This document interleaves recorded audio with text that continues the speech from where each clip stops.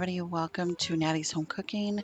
And today I'm going to go back over the sourdough bread. I had somebody ask me if I could just do the steps over again with them because they were kind of struggling a little bit. So I'm going to do the details again, or the steps again. Right now I'm making actually croutons for salads. So I'm doing a prep ahead for croutons in the oven. And this is a sourdough bread that I had baked earlier. So and these two loaves here from 2 days ago that I cooked my sourdough. So we're going to go ahead and get started. We're going to do the exact same thing that I just did 2 days ago with these two. So let's go ahead and get started. All right, guys, so we're going to make 7.5 cups of flour. Once you get that flour added, I want you to make a well for the starter. I do this for my ciabatta bread and my sourdough bread now, so it's so much easier. So this is why I thought it would be easier to do it this way for newbies that are starting out with sourdough. You're going to add 2 3/4 cups of warm water to the sourdough and the flour, and I want you to mix it pretty good. Don't mix it all the way, just enough to where it's mixed up pretty well with the sourdough and the flour. Okay, I want you to add 3 1/4 teaspoon of salt. Okay, and I want you to kind of just squeeze that in there a little bit. And it is going to be a little shaggy and maybe a little sticky here and there, but make sure you add the 3 1/4 teaspoon of salt, not cup, a teaspoon. And I want you to add a little bit of water, like maybe a 1/3 or a 1/4 cup of warm water. And I want you to give that a good mix. Mix it up really, really well.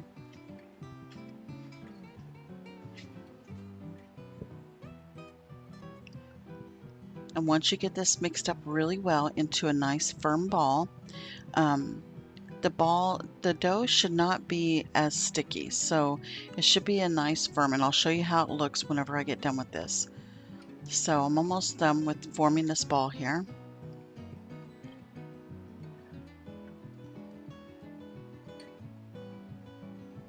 Okay, this is how it should look.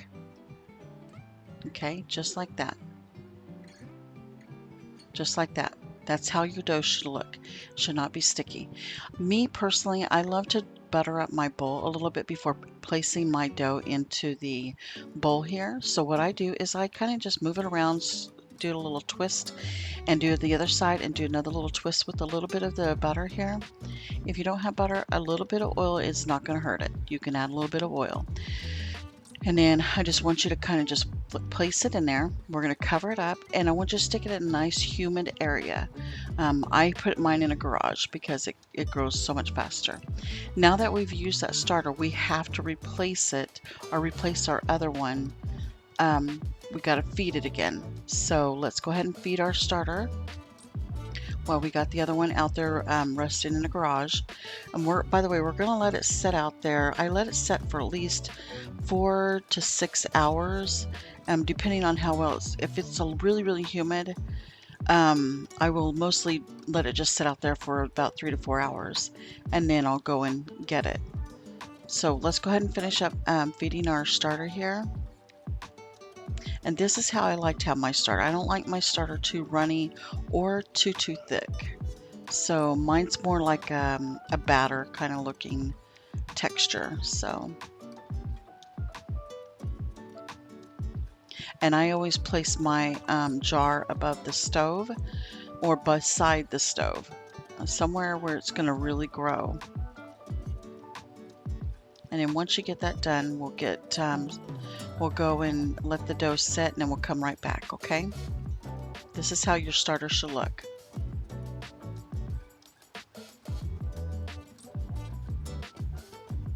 Yes, it is messy too. Okay, we are on our first stretch and fold. You can see how well it has grown. So this is our first stretch and fold that we're going to be doing. You're going to want to wet your hands, and you're just going to take the edges and you're going to just stretch them and fold, stretch and fold. Okay, don't stretch it too hard Just stretch it enough where it doesn't break and you rip it apart. Don't do that.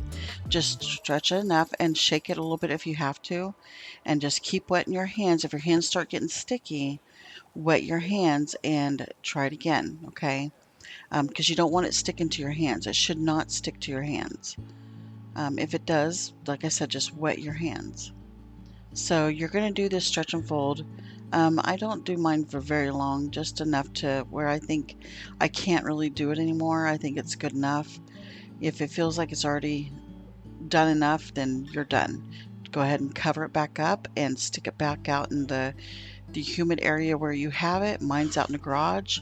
If yours is by an oven, that's the better place for it, or a fireplace, wherever you want to put it where it's going to be nice and warm for it to grow.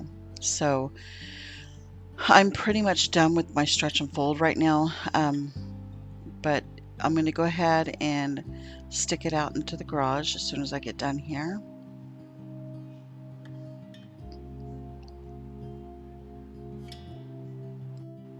Okay guys, I'm back for this is actually my third round. I forgot to record my second stretch and fold. You want to do 3 sets of stretch and folds. So this is actually my third stretch and fold. So I'm going to go ahead and do my last one. This is my last one. And we're just going to let it, going to do as much as we can. Yeah, I hit my hand the other day on the chair and it bruised because I take blood thinners, so my hands bruise or my legs bruise really easy whenever I hit my limbs on anything, and I'm really kind of clumsy, so I bruise up really quickly.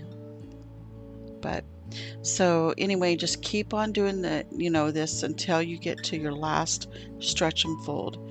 And I do probably about, like I said, until I can't really do the stretch and fold any longer, then that's when I'll just cover it and set it out there.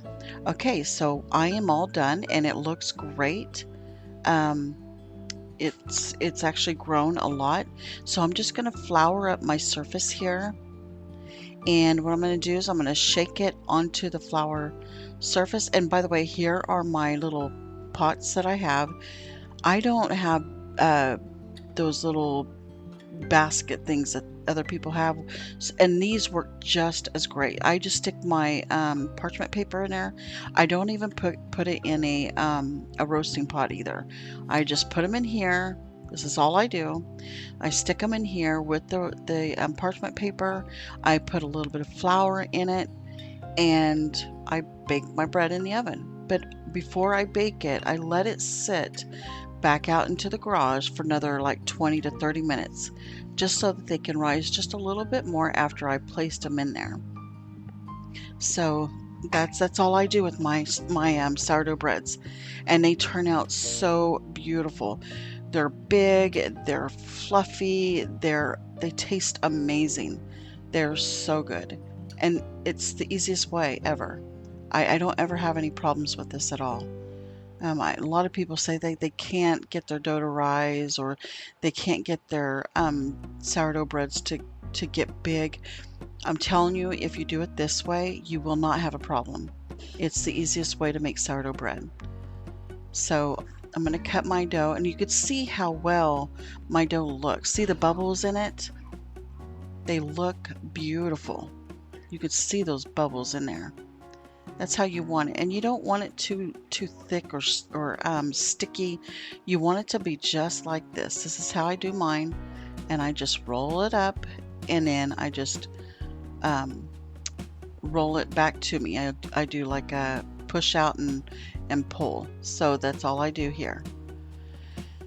And then what I do after I get all this done, I will sprinkle them with flour. See how that is? It looks so pretty. I sprinkle it with flour on the tops of them, and I'll score them. I'm not really great at scoring, but they work out fine, whatever I do. I'm not perfect at the scoring part. That's something I gotta practice on a little bit better. But I do love making the sourdough bread. My family loves it. So we are done with that. Now I'm going to do this one right here. Get this one finished. and I just stretch it out just a little bit, fold it up. I may have let that one set too long because you can see the top of it here. It's kind of been sitting too long, but it's because I was doing something else and I forgot about my bread. I tend to do that. I tend to start other projects and forget it, so that was my bad. But they look great. And then I'll show you guys how I score my tops here in just a second. So I'm going to put the bread down in or the flour down in here, and I'm just going to cover it with flour, really coat it.